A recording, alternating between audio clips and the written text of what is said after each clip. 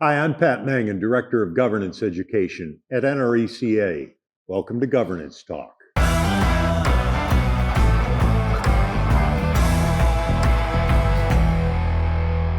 My guest today is Adam Schwartz. Adam, you are the founder of the Cooperative Way and member owner of Colluminate Consulting Group. Welcome. Thank you, Pat. Great to be back with you. Great to have you back. I want to talk with you today about the key traits that boards need to succeed. And I know that you work with a number of boards, both, in food co-ops and electric co-ops and other co-ops around the world. So Adam, tell us what those traits are and how we achieve them.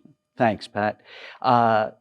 In my work with co-ops of all different types, as you mentioned, I have really settled on three traits that I think are absolutely critical to have in the boardroom if we're going to be successful going forward. Okay. And those are trust, respect, and an open mind.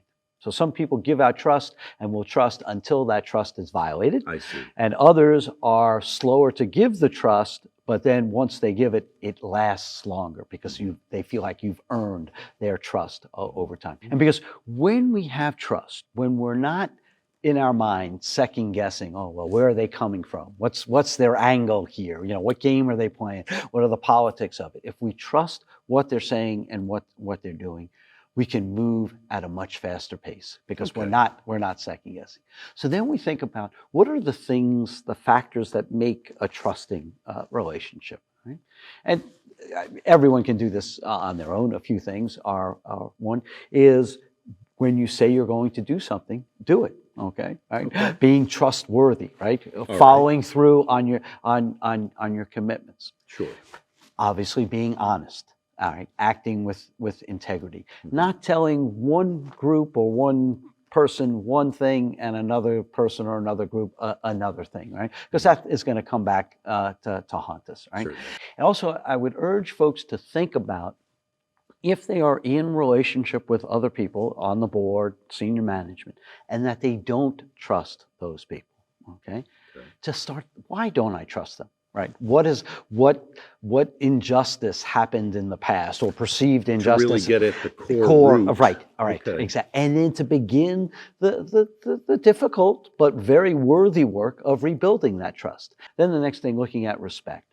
So when we think about respect, what does that mean to us as an individual, and how does it feel? How does it show up? So we want to make sure that we're showcasing that respect. That means listening, being attentive, right? I would say from a board standpoint, reading the packet before the committee, that's a respect for the process, right?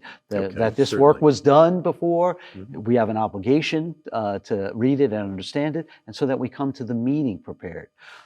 Respect can be shown by starting on time. Right? We value each other's time, so we're going to make a commitment that we're going to honor each other's time because it's such so there's lots of little ways that it shows up, and then the culmination, the accumulation of it is very beneficial.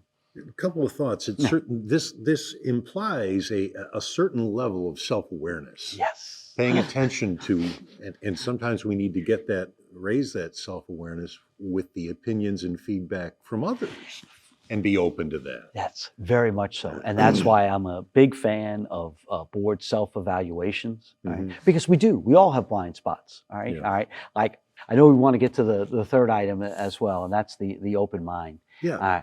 And so one of the things that boards are tasked with is making decisions about an industry that is in transition, right? All right. What I look for board members, I want them to have strong opinions. Right? Okay. Lightly held. And so what I mean by that is if you have a thought, I want you to be a strong advocate, but not to hold it so tightly that you can never let it go. Think of it as if you're holding an egg. Okay? You're going to hold it, but you're not going to hold it so tightly because it's going to crack. Right? Well, thanks, Adam. Thanks for sharing those tools with us. Talk a little bit about how an individual or a board could get started on building these three tools. That's right. So as Gandhi told us, let us all be the change in the world that we wish to see. So if you're feeling like you're in a trust deficit or a respect deficit with someone else on your board, take that extra effort, okay, and begin to trust and show them respect. All right, showcase how you Okay. want the And behavior. that's something you have control over. Over exactly. That's right. you yeah, start there. right. Yeah. Adam Schwartz, thanks very much for sharing your thoughts with us. Thank you so much for having me. Appreciate it.